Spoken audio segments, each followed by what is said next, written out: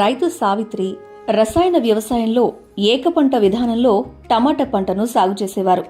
అధిక దిగుబడుల కోసం అవసరానికి మించి రసాయనాలు వినియోగించటం వలన భూమిలో మొక్కకు అవసరమయ్యే పోషకాలు నశించి పంట దిగుబడులు తగ్గేవి.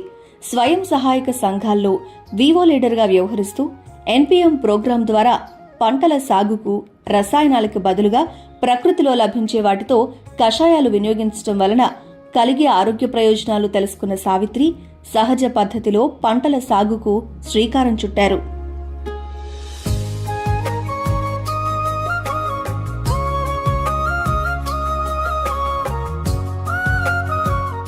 అందరికీ నమస్కారం. నా పేరు సావిత్రి. మాది అన్నమయ్య జిల్లా వాయల్పాడు మండలం ఐవారిపల్లి పంచాయతీ. నేను 20 సంవత్సరాల నుంచి వ్యవసాయం చేస్తున్నాను. ఇందులో ప్రకృతి వ్యవసాయం వచ్చేసి 10 సంవత్సరాల నుంచి చేస్తున్నాను. నేను మొదట్లో 20 సెంట్లలో మొదలు పెట్టినాను. మళ్ళీ 2 సంవత్సరాల నుంచి మొత్తం నా పొలం అంతా ప్రకృతి వ్యవసాయం చేసుకుంటూ వస్తున్నాను.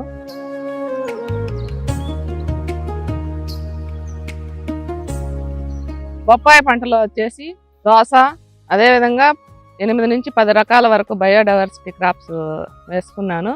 బొప్పాయికి మొత్తం అయ్యే ఖర్చు మొత్తము ఈ పంటల నుంచినే నాకు ఆదాయం వచ్చేసేది.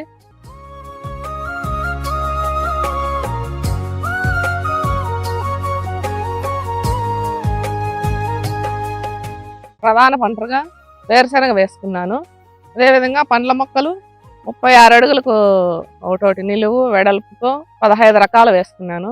మామిడి, అరటి, మునగ, పనస, ఉసిరి, సపోటా, అల్లనేరేడు, బార్డర్ క్రాప్గా కొబ్బరి నాటుకున్నాను.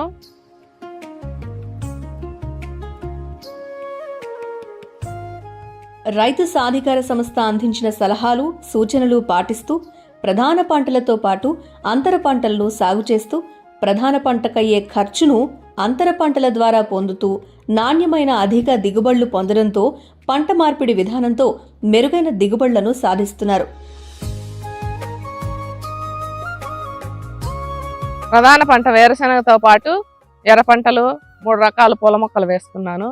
అదేవిధంగా కూరగాయలు బెండ, వంగ, మిరప, టమాటో, అనప, కాకర, బీర వేసుకున్నాను. నేను మొదట ఈ మోడల్ వేసుకున్నప్పుడు కషాయాలు కానీ ఇన్పుట్స్ కానీ ఎక్కువగా వాడేదాన్ని. ద్రవజామృతము, ఘనజామృతం. ఇది 5 సంవత్సరాలు PMDS చేసిన దాని వలన సాయిల్లో బాగా మార్పు రావడం జరిగింది.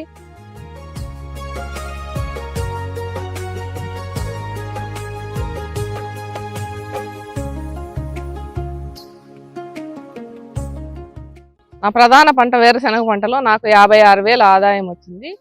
మిగిలిన బయోడైవర్సిటీ క్రాప్స్ అన్నీ 30 రకాల నుంచి నాకు 72,000 ఆదాయం వచ్చింది.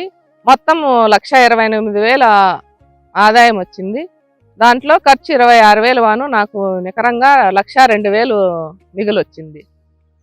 నేను ఇప్పుడు ప్రకృతి వ్యవసాయం 10 సంవత్సరాల నుంచి చేస్తున్నానంటే కారణం నా భర్త, నా పిల్లలు సెలవుల్లో బాగా నాకు సహాయం చేస్తారు.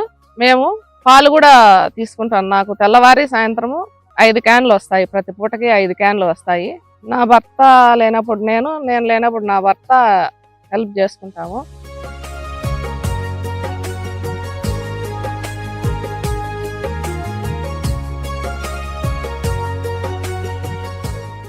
రసాయన వ్యవసాయం చేసే రైతులు తక్కువ పెట్టుబడితో నాణ్యమైన దిగుబడులు, అధిక ఆదాయం గడిస్తున్న మహిళా రైతు సావిత్రిని చూసి ప్రకృతి వ్యవసాయ పద్ధతిలో పలు పంట నమూనాలు సాగు చేయడంతో పాటు దేశవాళీ విత్తనాలను వినియోగిస్తున్నారు.